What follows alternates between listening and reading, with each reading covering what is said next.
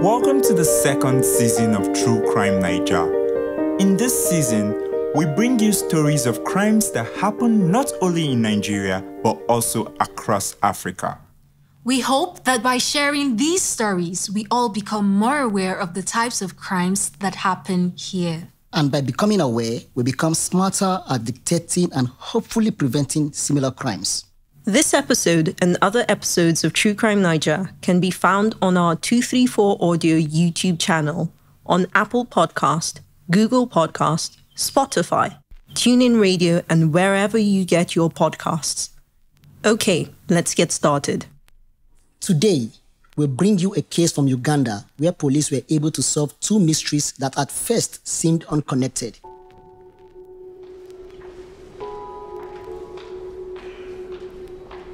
It's 10 p.m. on Tuesday, July 28, 1998, and Cecilia is returning to her hotel room at Hotel Equatoria in Kampala, Uganda, after an evening out with a friend.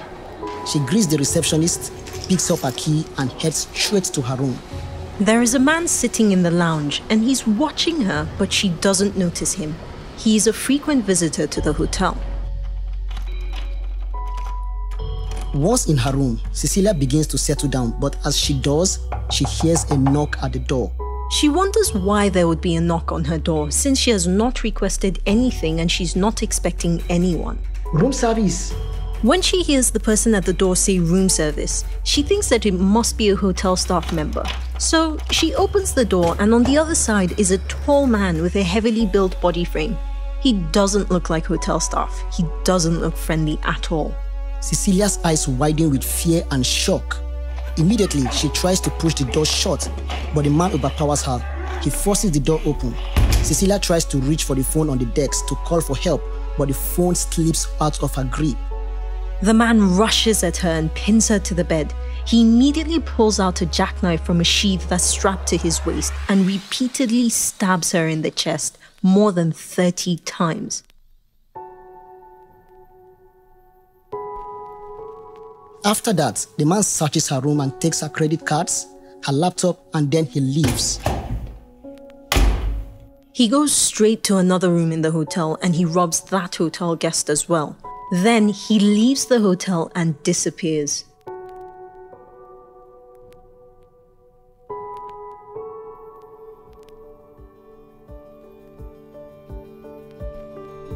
Hi, I'm Nabilah. I'm Richard. And I'm John. And this story could save your life.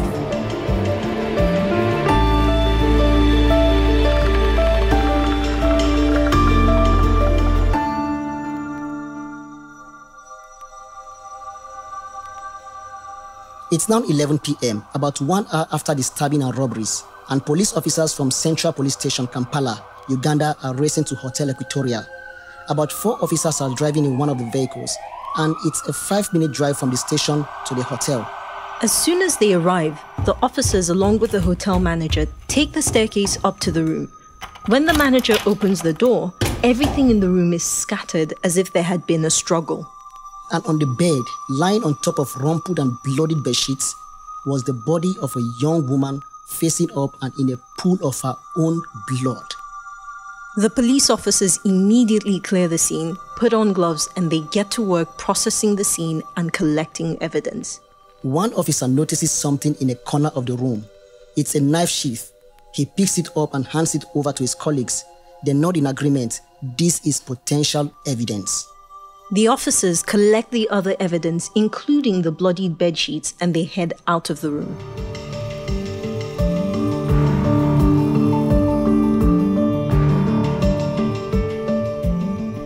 The woman that has just been murdered at Hotel Equatoria is Cecilia Maria Getz. She was a 35-year-old American woman from Minneapolis working on her PhD in international development. As part of her PhD studies, she was in Uganda on a 6-week public healthcare mission to track how HIV/AIDS funds were being utilized in the country. Cecilia specialized in nutritional issues for mothers and young children. She had been working in rural villages outside of Kampala for the past 2.5 weeks, gathering information on child healthcare issues. And Kampala is the capital of Uganda, right? Right. And Uganda is in East Africa. So, the week that she was killed, she had returned to the capital city Kampala for a conference. Now, Cecilia was very committed to her work in Africa. In 1997, she was even awarded a Human Rights Award from Minnesota Advocates for Human Rights for her humanitarian efforts in Africa. Now, her family back in the US was aware of her work and they knew the risks of her traveling to Uganda, so they always stayed in touch with Cecilia. That night, when they tried to reach her in her room and could not get through, they were worried. And when they called the hotel front desk to look for her, that's when they were informed that Cecilia was dead.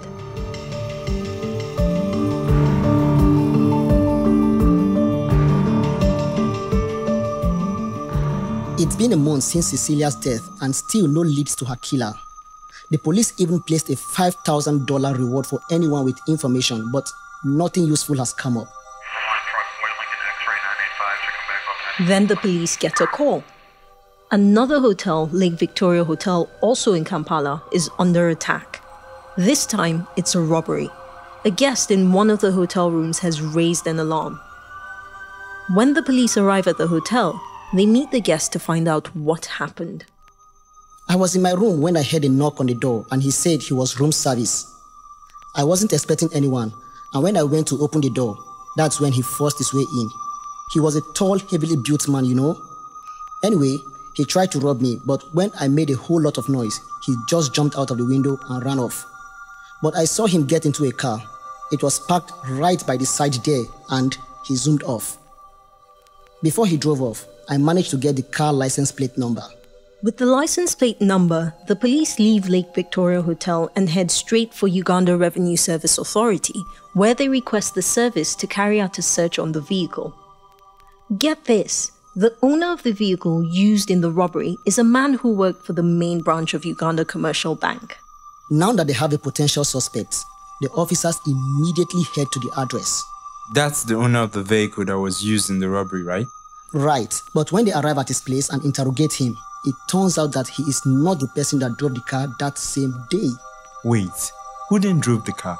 Well, he tells the police that he had rented the car out to another man that same day of the robbery. Wow. Yes. So he describes the man to the police and he even gives them his address.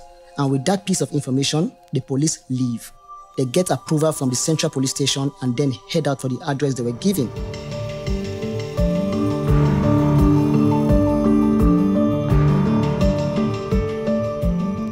They drive 45 minutes out to Kololo, a city with upscale residential areas. There, they find the house and knock.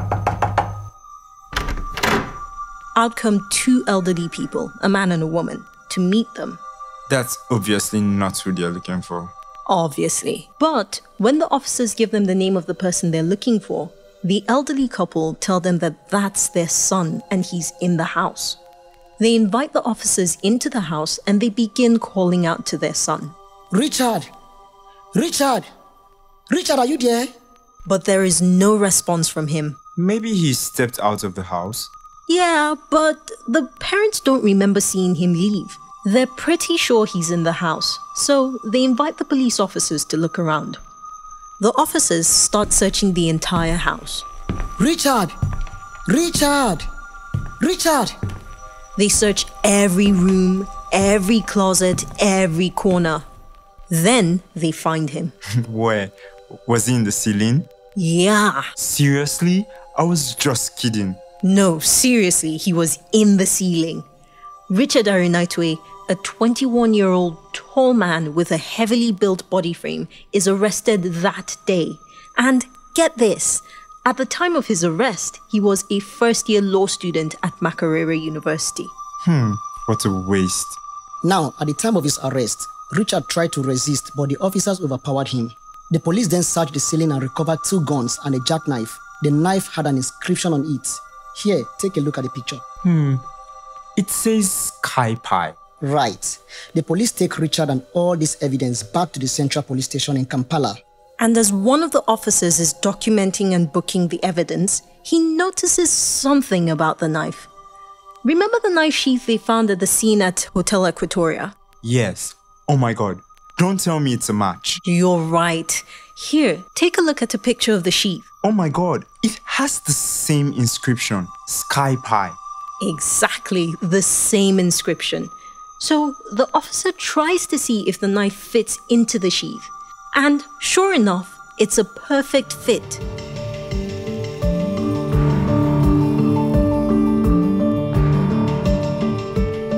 At this point, the police think they may have found the man who was involved in Cecilia's murder, but they have to be sure.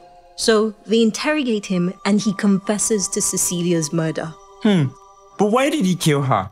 Well, it is not clear, but in his confession, he claimed that a Lebanese man had asked him to kill Cecilia, but he declined to state the motive behind the murder. He also claimed that this Lebanese man had promised to take him out of the country. Wait, but did the police get the name of the Lebanese man or arrest him? No, we didn't see any report about that. Now, despite Richard's confession, the police want to be absolutely sure that they have the right guy. Remember that they recovered blood-stained sheets from Hotel Equatoria, right? Yes, I remember. Now, those sheets were taken for DNA tests. It turns out that there were 2 different blood samples. One matches Cecilia's DNA, while the match for the other one was unknown. So it's at this point that they send Richard's DNA to be tested. After the test result was released, it matched the second blood sample that was lifted from the bedsheets. Wow. And that's not all. At the time of his arrest, Richard was found with a wound on his pinky finger. The police believe that the wound was inflicted on him by Cecilia during the struggle in Hotel Equatoria attack. Okay, so that explains how his blood sample got onto the bedsheet. Yes, exactly. So now the police have all this evidence. They have the knife from Richard's home with the Sky Pie inscription, a sheath found at the scene with the same inscription, a DNA match. And they have his confession, right? Yes, the police have his confession, but in order for the confession to be admitted as part of evidence, the police first have to get an extrajudicial statement on record with a magistrate. Wait, I don't understand. He gave a statement already, right? Yeah, but you know how sometimes the police can intimidate a suspect into confessing, right? Yeah. So in Uganda, they have this law that says that for murder cases, no confession made by any person while he's in custody of a police officer should be used against him, unless it is made in the immediate presence of a magistrate. So for the police to be able to use the confession, they take Richard to the chambers of Chief Magistrate Jane Elizabeth Alividza.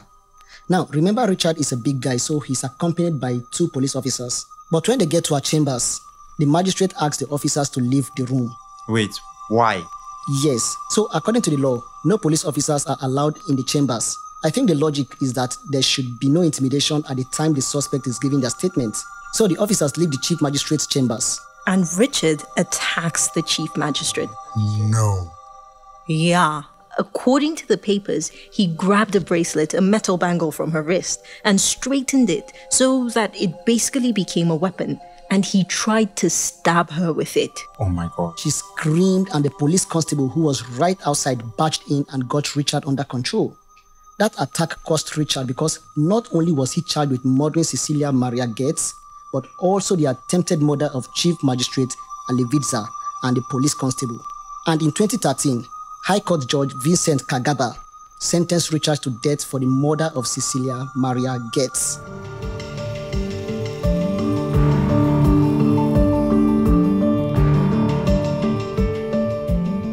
But Richard's violent streak didn't end.